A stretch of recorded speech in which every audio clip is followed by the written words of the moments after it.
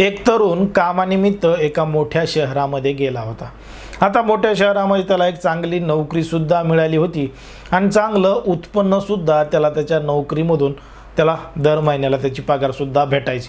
अशा पद्धतीने त्याच्या सगळ्या काही गोष्टी होत असताना त्याचं मात्र लग्न झालेलं होतं, पण त्याचं लग्न काही कारणाने जमत सुद्धा नव्हतं।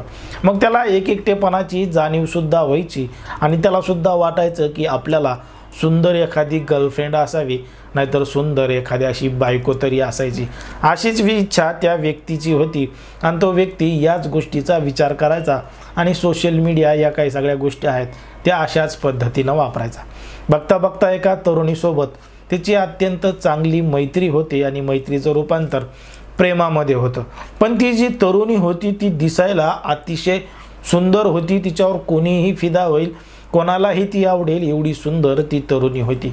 आणि ती तरुणी या तरुणाला आवडू लागली आणि या तरुणीला सुद्धा तो तरुण आवडू लागला। अशा पद्धतीनं या दोघांच्या मैत्रीचं रूपांतर प्रेमामध्ये होतं आणि प्रेमामध्ये झाल्यानंतर ती जी तरुणी आहे ती त्याला म्हणते की आपण आता एकमेकांसोबत सगळं काही करायला पाहिजे, आपल्यामध्ये जो दुरावा आहे आपण ते दूर केला पाहिजे आणि आपण एकांतात एकमेकांसोबत रात्र घालवली पाहिजे, असं ती तरुणी त्या तरुणाला सांगते। आणि त्या तरुणालाही तेच पाहिजे होतं। त्याच वेळेची तो तरुण सुद्धा वाट पाहायचा।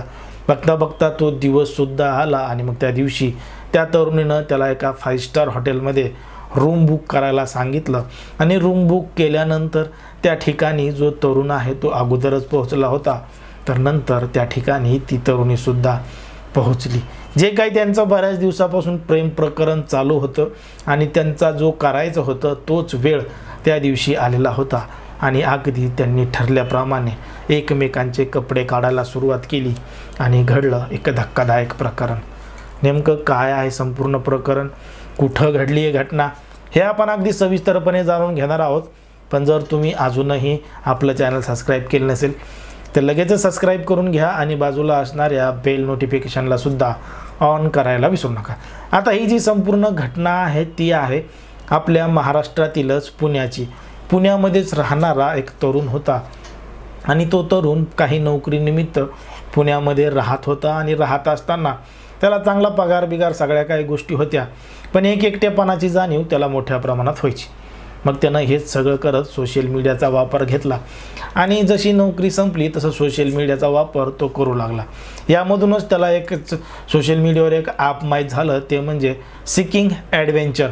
सिकिंग ॲडव्हेंचर नावाचं हे ॲप होतं आणि हे एक डेटिंग ॲप होतं आणि या डेटिंग ॲपवरच त्यानं त्याचं प्रोफाईल अपडेट केली होती, पोर्टफोलिओ बनवला होता।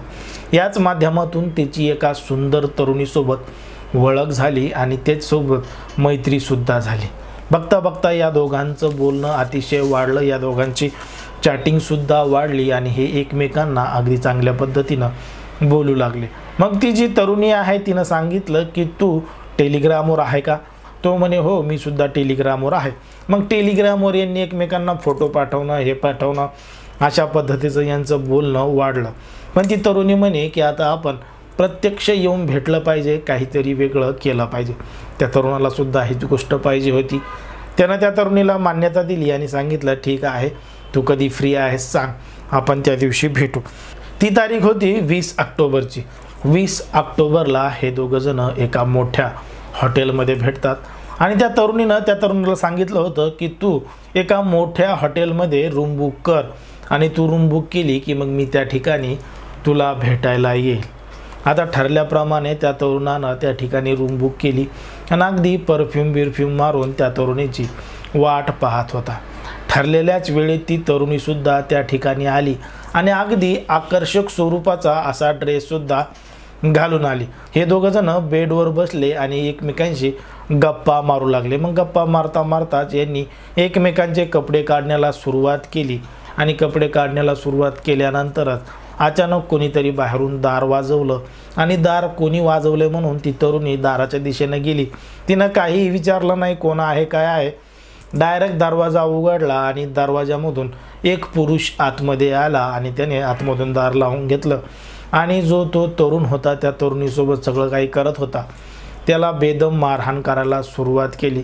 त्याच्याकडे धारदार शस्त्र होतं, त्याने त्याचा धाकसुद्धा दाखवला आणि त्या वाजानं वाचवा वाचवा म्हणून त्यानं आरडाओरड केली, तेव्हा त्या तरुणीनं त्याचं तोंड दाबलं आणि या तरुणीनं आणि त्या पुरुषानं या दोघांनी मिळून तो जो तरुण होता त्याला बेदम मारहाण केली. त्याचे कपडेसुद्धा काढून घेतले, त्याच्या गाळ्यामध्ये असणाऱ्या जे काही सोन्या नाण्याच्या वस्तू होत्या त्यासुद्धा काढून घेतल्या, त्याचं पॉकेटसुद्धा काढून घेतलं आणि त्याच्या मोबाईलमध्ये असणारी जी काही रक्कम होती ती सगळी ट्रान्सफर करून घेतली. आणि जर नाही केली तर मोठ्या प्रमाणात मारहाण करण्यात येईल, नाही त्याच्याविरुद्ध काहीतरी वेगळी केस टाकण्यात येईल अशी धमकी त्या तरुणाला दिली होती. आता त्या तरुणाला मोठा पश्चाताप त्या ठिकाणी झाला होता आणि त्या ठिकाणाहून हे दोघंही पसार झाले आणि त्या ठिकाणी झालेला होता तो तरुण भोगळा आणि त्याच अवस्थेत तो त्या ठिकाणी रडत बसला. आता त्यानं हा संपूर्ण प्रकार काही वेळानंतर पोलीस स्टेशनमध्ये जाऊन सांगितला आणि पोलीस स्टेशनमध्ये जाऊन सांगितल्यानंतर पोलिसांनी सुद्धा गांभीर्यानं या संपूर्ण घटनेची दखल नोंदवून घेतली. कारण की अशाच पद्धतीच्या तक्रारी पुण्यामधल्या वेगवेगळ्या पोलीस स्टेशनमध्ये दाखल झाल्या होत्या की एक तरुणी आणि एक पुरुष अशाच पद्धतीनं सोशल मीडियाचा किंवा त्या डेटिंग ॲपचा सहारा घेऊन तरुणांना बोलवत आहे, लॉजवर नको ते कृत्य करणार की तेवढ्यात एक पुरुष होतो आणि त्यांना लुटतो आणि त्या ठिकाणाहून पसार होतो.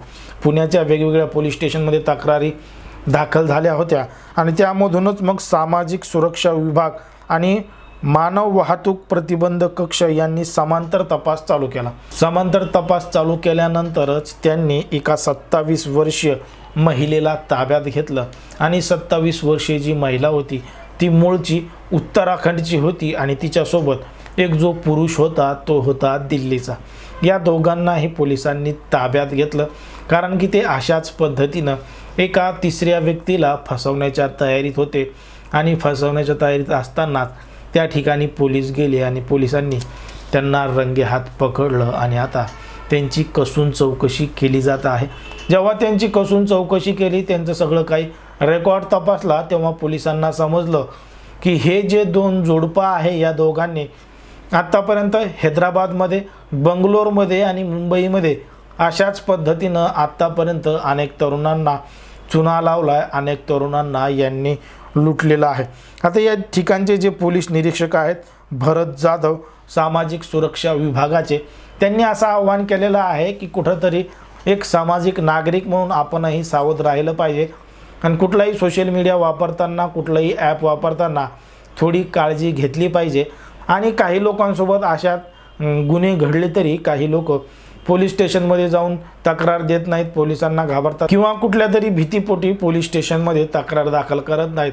म्हणून जे असे आरोपी असतात त्यांची मात्र गुन्हा करण्याची हिंमत वाढत जाते. म्हणून असं जर कोणासोबत घडत असेल, काही होत असेल तर तात्काळ त्याची माहिती पोलीस स्टेशनमध्ये जाऊन दिली पाहिजे आणि अशा लोकांविरोधात तक्रार दाखल केली पाहिजे.